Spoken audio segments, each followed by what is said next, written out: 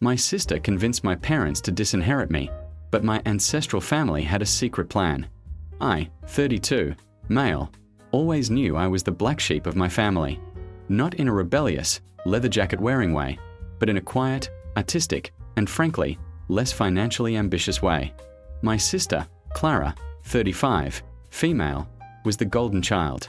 From a young age, she excelled at everything: academics, sports, social circles. She was effortlessly popular, charming, and driven. Our parents, successful lawyers themselves, saw a reflection of their own ambition and brilliance in her. I, on the other hand, preferred sketching in my notebook, reading dusty history books, and exploring forgotten corners of our small, historic town. While Clara pursued a prestigious law degree and then a high-flying career in corporate finance, I studied art history and eventually became a curator at a local museum, a job I loved but which certainly didn't come with a six-figure salary or the promise of a corner office. The favoritism was never subtle. Clara's achievements were celebrated with elaborate parties and expensive gifts. My small successes were met with polite nods and often followed by a gentle suggestion that I think about a more stable career. Christmas and birthdays were always a stark reminder. Clara would receive designer bags or luxury watches, while I'd get a gift certificate to a bookstore or a new set of art supplies, always with the implied message, "Good enough for your little hobby." I learned early on not to expect much, and to find my joy in my own pursuits, detached from their approval. This created a quiet distance between us, a chasm that widened with every passing year. Our paternal grandparents, however, were different. They were old money, from a lineage that traced back generations in this very town. Their house, a sprawling Victorian with intricate woodwork and a vast, overgrown garden, was where I felt most at home. My grandmother, Eleanor, was an artist in her own right, a talented painter whose works adorned the walls. My grandfather, Arthur, was a history buff, just like me, with an encyclopedic knowledge of local law and family anecdotes. They saw something in me that my parents and sister didn't: a connection to the past, an appreciation for beauty, and a quiet strength. They encouraged my artistic endeavors, bought me proper canvases and good paints, and spent hours listening to me talk about historical figures or architectural styles. They often hinted at the family legacy and our shared heritage, usually with a knowing look that made me feel like I was part of a secret club. Clara, while polite to them, clearly saw their old-fashioned ways as quaint, a relic of a bygone era. She'd tolerate their stories for a short while before excusing herself to make important phone calls or check her stocks. Things took a sharper turn about 5 years ago when my grandparents, within months of each other, passed away peacefully in their sleep. It was a huge blow to me. They were my anchors, my confidants. Their funeral was a somber affair, and I felt a profound sense of loss that transcended the usual grief. The reading of their will was handled by a local solicitor, Mr. Henderson, a stern but kindly man who had known our family for decades. My parents and Clara were there, naturally. My parents, I imagine, were expecting a sizable inheritance that would further bolster their already comfortable retirement. Clara probably saw it as an opportunity to expand her investment portfolio. The will was straightforward at first. My parents received the bulk of the financial assets, as expected. Clara received a significant sum, and a valuable antique jewelry collection that had been passed down through generations of women in our family. Then came my part. I was bequeathed a sum of money, respectable but not life-changing, and the Victorian house. The house. My jaw nearly hit the floor. This was the house of my childhood memories, the place where I had felt truly seen and loved. It was a historical gem, filled with art and stories. I was overwhelmed with a mix of gratitude and disbelief. My parents looked surprised, but not overly displeased. Clara, however, bristled. "The house?" she interjected, her voice sharp. "But Mother and Father were going to sell it. It's too much upkeep for one person. It's a huge burden."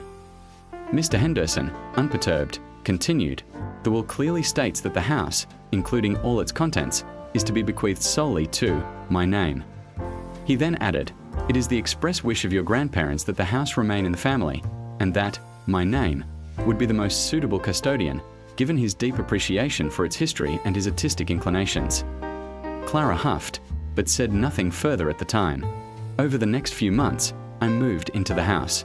It was a massive undertaking, sorting through decades of accumulated treasures, but it was a labor of love. I discovered hidden sketches by my grandmother, old letters from distant relatives, and books filled with my grandfather's meticulous annotations. Each object told a story, and I felt more connected to my family's past than ever before. I started making plans to restore certain parts of the house, to preserve its historical integrity, and perhaps even open parts of it for local art and history events. This is where Clara's true colors began to show. She started calling me frequently, subtly at first, then more overtly, questioning my decisions about the house. "Are you sure you want to keep that old rug? It looks so dated. You should really update the kitchen. It's practically a museum piece." She would also bring up the burden of the house repeatedly. "Do you know how much property taxes are on a place like this? And the maintenance? You're not exactly rolling in money, are you?" My parents, influenced by Clara, began to echo these sentiments. They'd visit and make passive-aggressive comments about the dust or the drafts. They'd suggest I sell off some of the furniture or artwork to make a profit or ease the financial strain. I steadfastly refused. This house wasn't about profit for me. It was about heritage, memory, and love. The tension escalated when I announced my plans to host a small exhibition of local artists in one of the larger rooms. Clara was furious. "You're going to turn grandmother and grandfather's house into some kind of public gallery? It's undignified. What about security? What about the wear and tear? This isn't what they would have wanted." I reminded her that my grandmother was an artist and would have loved the idea of supporting local talent. Clara scoffed. She painted landscapes in her spare time. My name, not performance art in the living room. The argument spiraled, and for the first time, I felt a genuine malice radiating from her. A few months later, I received a certified letter from Mr. Henderson. It was a formal notice that my parents, with Clara's urging, were contesting my grandparents' will regarding the house. They claimed I was unfit to manage such a significant asset and that the house should be sold, with the proceeds distributed among all heirs. They argued that my frivolous career and lack of financial acumen made me an unsuitable custodian. I was flawed. To disinherit me from the one thing my grandparents had specifically left me, the one thing that truly mattered to me, felt like a betrayal of epic proportions. I called my parents, my voice shaking with anger and hurt. My father was evasive, saying, "It's for your own good, son. You're just not practical enough for a house like that." My mother simply said, "Clara thinks it's the best course of action."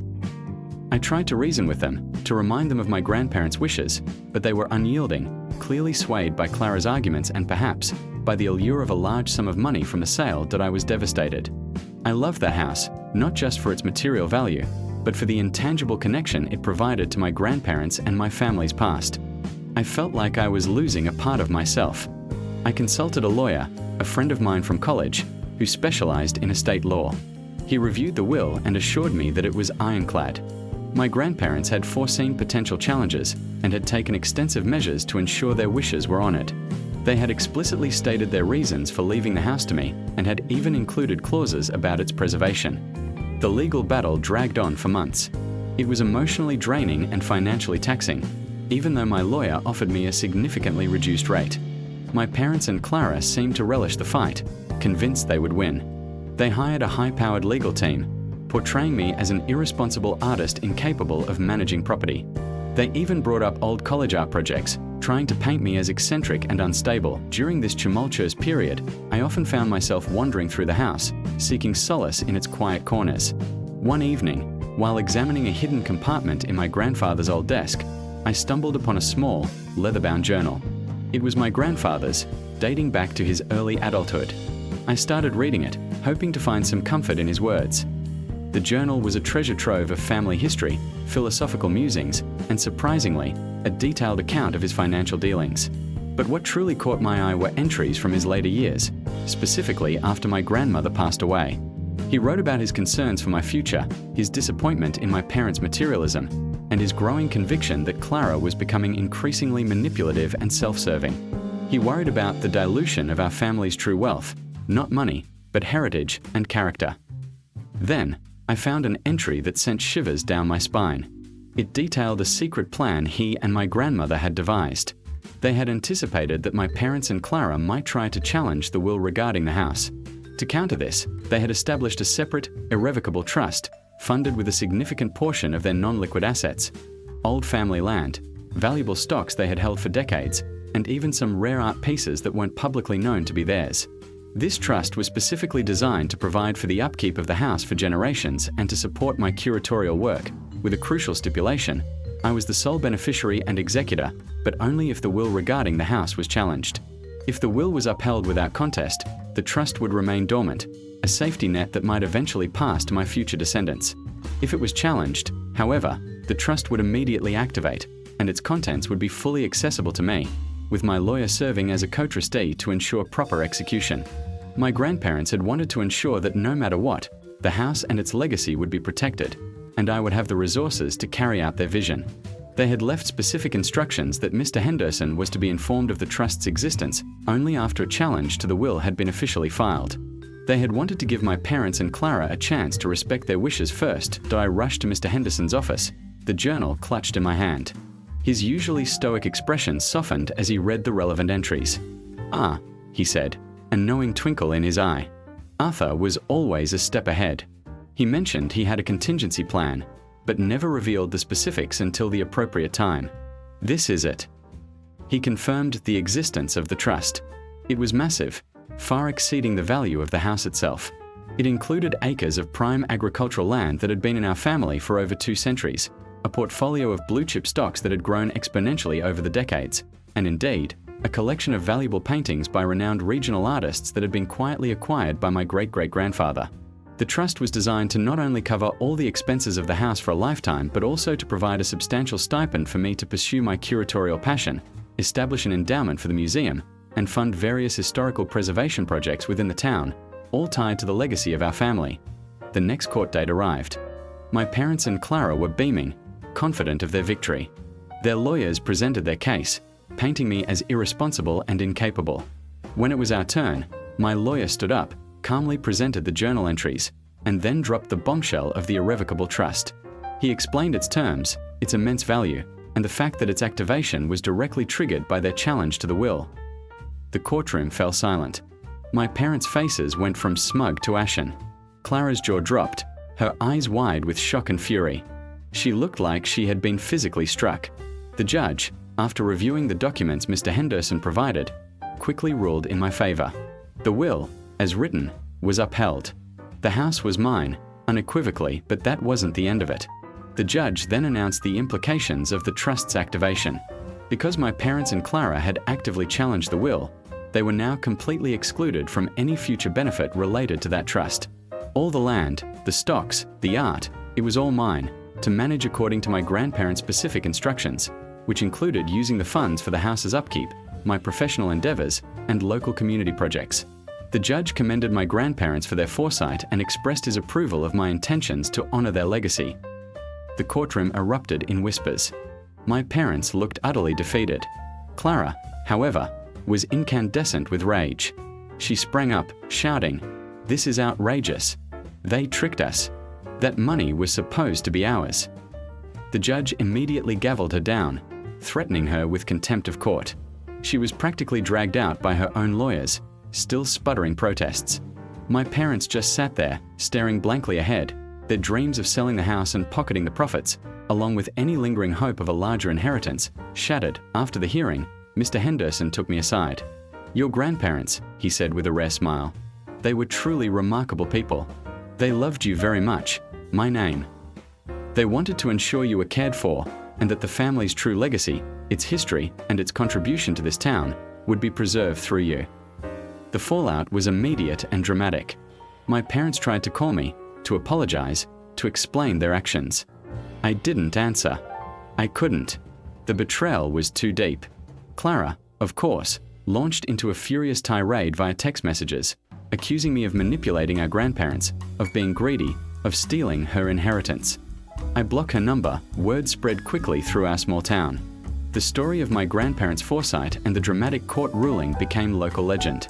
People who had known my grandparents for years came to me, expressing their admiration and sharing stories about their quiet generosity and deep love for history. The local historical society, with whom I already had a good relationship, was thrilled about the potential funding for their projects. I used the trust to establish a foundation in my grandparents' names, dedicated to historical preservation and arts education in the community.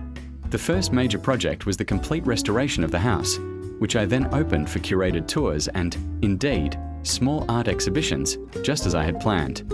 I collaborated with the local university to establish internships for art history students, giving them hands-on experience in museum curation and historical research. The ancestral land, once considered just old farm plots, was carefully managed, with a portion converted into a public nature preserve, complete with walking trails and educational signage detailing its ecological and historical significance. My life has changed irrevocably. I still work at the museum, but now I have the resources and the platform to make a real impact, to honor my grandparents' vision. I am financially secure, but more importantly, I am creatively fulfilled and deeply connected to my community and my heritage. My parents eventually tried to mend fences, but it was hollow. They expressed regret, but it always felt more about what they had lost than what they had done to me. I maintain a civil but distant relationship with them. Clara, on the other hand, has become completely estranged. I hear through mutual acquaintances that she's bitter and constantly complains about my undeserved fortune. She's still in corporate finance, still chasing the next big deal, but now with a noticeable chip on her shoulder. I often sit in my grandfather's study, surrounded by his books and his scent, and read through his journal. I realize now that he and my grandmother weren't just leaving me a house or money, they were leaving me a legacy, a purpose, and a profound message of love and trust. They had seen something in me that my immediate family couldn't or wouldn't acknowledge, and they had gone to extraordinary lengths to protect it. I sometimes wonder if they are looking down, smiling, knowing that their black sheep finally got his true inheritance.